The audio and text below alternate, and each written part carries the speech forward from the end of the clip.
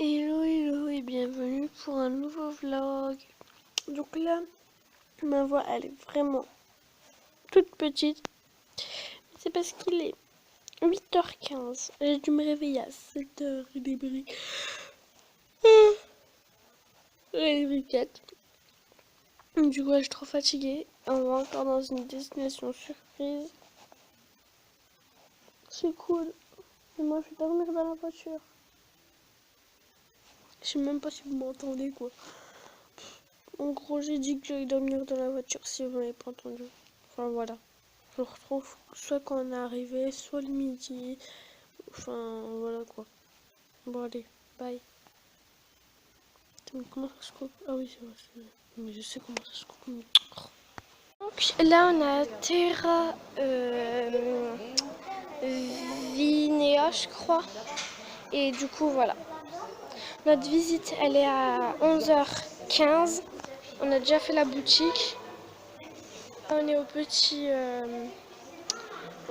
entre guillemets café du truc là pour manger, etc. Et du coup là on se pose et je vous retrouve quand la 1, 2, 3, quand la visite elle aura commencé. Bisous. On est dans un petit train.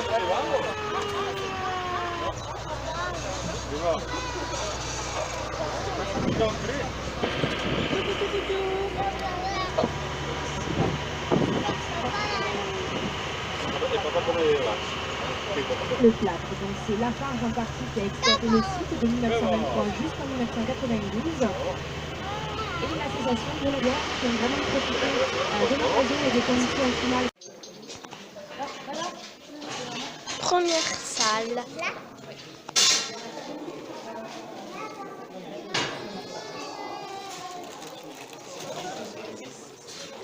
C'est quand même bien éclairé. Là-bas, on dirait qu'il y a de l'eau. Vous pouvez pas le voir, malheureusement. J'ai pas un super bon téléphone. Vivienne s'ancrait. Poussée par la carotte, prend soin que rien ne manque à leur initiation au vin et à son histoire.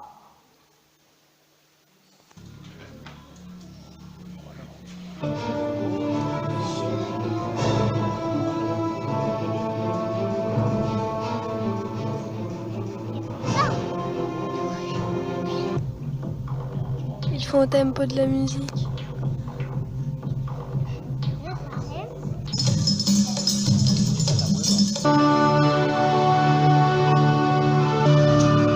C'est ça que je vous parlais.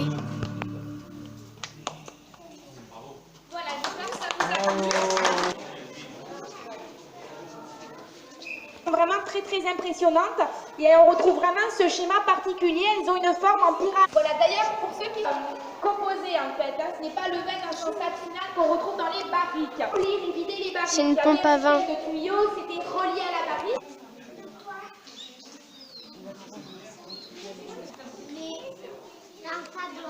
De 5-6 degrés. Voilà, donc c'était une autre affaire dans les barriques. Voilà. Ah. Et petite chose aussi en passant, vous verrez que... Bon allez, on mange. La température pendant toute la durée de fermentation. À quoi ressemblait le vin du Moyen-Âge? Parce que pour le coup, le Moyen-Âge, c'est également une période importante.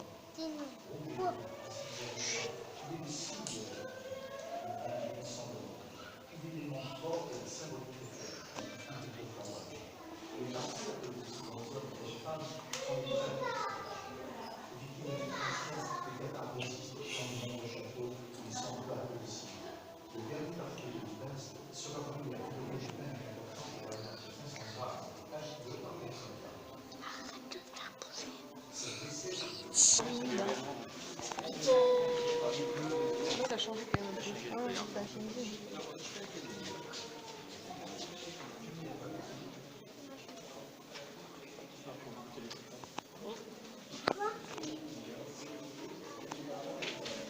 C'est ça pour une question logique des plus anciennes aux plus récentes, qui nous la plantation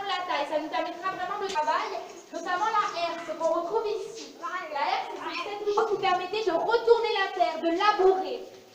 Et les deux outils que nous allons découvrir ici, je ne sais pas si vous les aviez déjà vus, c'est moins commun que la herse et la charrue. Ce sont deux outils qui permettaient successivement de tracer les sillons dans la vigne. Parce qu'aujourd'hui, bon, bien évidemment, on dispose de matériel plus moderne. On utilise essentiellement le GPS ou même le laser pour tracer les sillons dans la vigne. Mais à l'époque, tout se faisait manuellement. Et le premier outil qu'on utilisait, c'est celui-ci, qu'on appelle la fourcadette. La fourcadette, c'est cet outil à deux branches qui était tiré par un homme et qui permettait de tracer le premier sillon dans la vigne. Et à partir de ce premier sillon, une fois qu'il était tracé, deux hommes prenaient le relais avec cet outil qu'on appelle le crayonneur, qui lui permettait, comme vous pouvez le constater, de tracer plusieurs sillons d'un coup. Donc le crayonneur, le principe en théorie était simple. On tirait une première fois à l'horizontale, une seconde fois à la perpendiculaire, ce qui permettait réellement de créer un quadrillage dans la vigne. Et c'est ensuite à chaque intersection que le vigneron devait planter un cep de vigne. Bon après, en pratique c'était un peu plus compliqué parce qu'il fallait quand même le tirer cet outil. Et pour des questions donc pratiques, les deux hommes qui tiraient le crayonneur étaient sélectionnés, choisis de même corpulence pour pouvoir équilibrer au moment de tirer. Voilà, et là on a plusieurs galeries. Alors de ce côté gauche, c'est juste un petit clin d'œil au cheval. Dans le monde agricole de manière générale, le cheval à l'époque c'était le meilleur outil de travail de l'homme. C'est lui qui tirait. Et comme les vignerons n'avaient plus assez d'avoine pour nourrir leur du vin, ça permettait de faire gonfler la. Voilà, sinon de l'autre, c'est ce qui va lui permettre d'être beaucoup plus. Ça sert à deviner la taille de la vous avez vigne. donc plus un gobelet. Ici, c'est le truc traditionnel de gobelet. Des zones en pente, comme on disait pour les vendanges manuelles, pas par les machines. Après, c'est vrai qu'aujourd'hui, au truc où elle produit plus, c'est aux environs de 10 ans. La petite question à gauche, ça s'appelle une échaudeuse. Les échaudeuses, ce sont des machines contre des parasites comme la pyrale. C'était très simple, c'était des machines qu'on remplissait d'eau bouillante. Les femmes en général venaient s'alimenter d'eau avec des petits arrosoirs directement à l'échaudeuse. On aspergeait les souches de vigne avec cette eau bouillante et ça permettait réellement de traiter une bonne partie de ces parasites. Et ça, c'est l'arrache-souche. Et juste à côté, nous retrouvons un brancard. Donc le brancard, c'était un outil qui était tiré par le cheval qui avait cette fonction de retourner la terre, mais également de tracer les sillons dans la vigne. Voilà. Et avant de continuer, je voulais juste vous parler d'un petit quelque chose qui, comme ça, n'a pas forcément son importance, mais qui est très important pour nous. C'est ce tuyau en inox qui est devant mes pieds. Vous avez peut-être dû vous demander depuis le départ comment nous remplissions les barriques de la cathédrale, parce que c'est pas non plus à côté de la sortie, il faut y accéder, bon c'est pas bien pratique. Et bien en fait c'est grâce à ce tuyau qu'on va remplir nos barriques. Ils n'en sortent plus, elles n'en bougent plus. Au bout de 5 ans, si pour être recyclées, mais sinon pendant 5 ans elles restent sur place, on remplit, on vide et on nettoie sur place. Et c'est ce tuyau en inox qui déchire en fait tout le jet de vieillissement qui va permettre par gravité de faire transiter et descendre le vin de la citerne qui se positionne à la sortie jusqu'aux barriques de la cathédrale.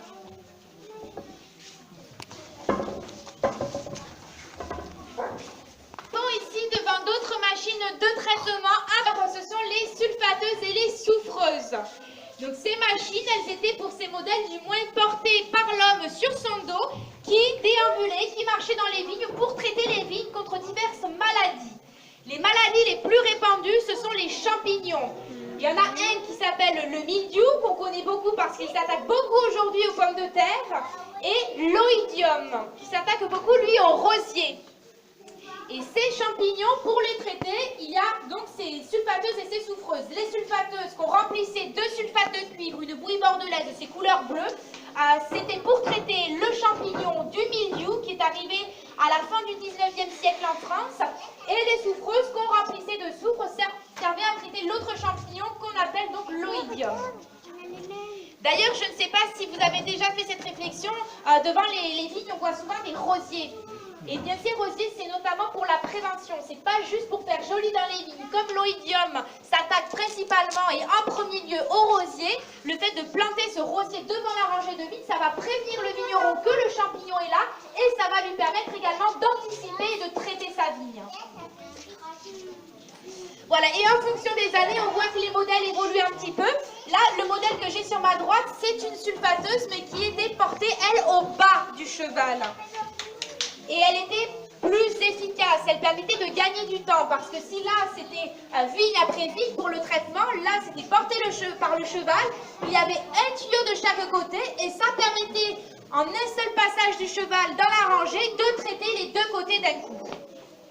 Des modèles comme celui-ci, il en existait de portels de 6 gens. C'est un vigneron de 6 gens lui-même qui a conçu 10 exemplaires, 10 tracteurs comme celui-ci à partir de moteurs Bernard pour sa propre exploitation viticole. Après, bien évidemment, ce n'était pas facile à manier, à piloter. Il n'y avait pas de direction assistée à l'époque sur ce type d'engin. Et donc, pour donner la direction au tracteur, à cette petite roue de devant, tout se passait ici au niveau de la crémaillère et donc à la seule force des bras du vigneron. C'est un petit lac souterrain.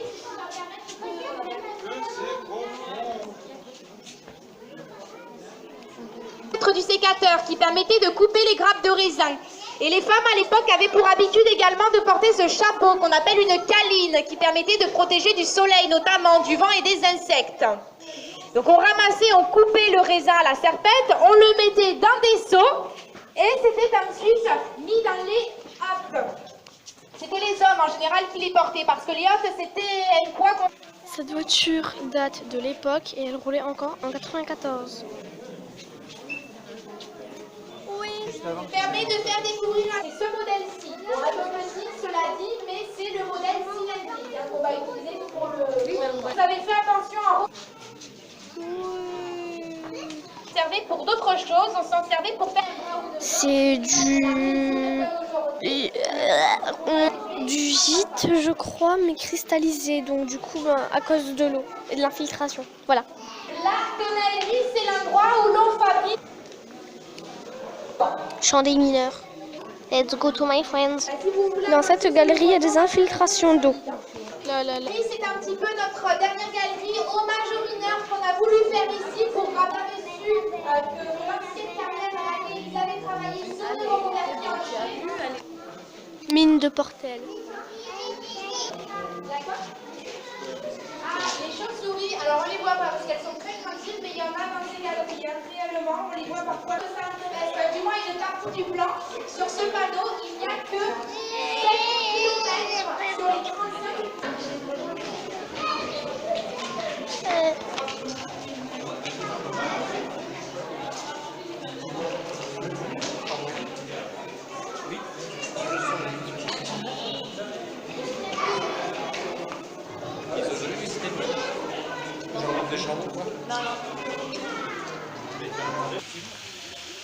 Ça y est, on est sorti.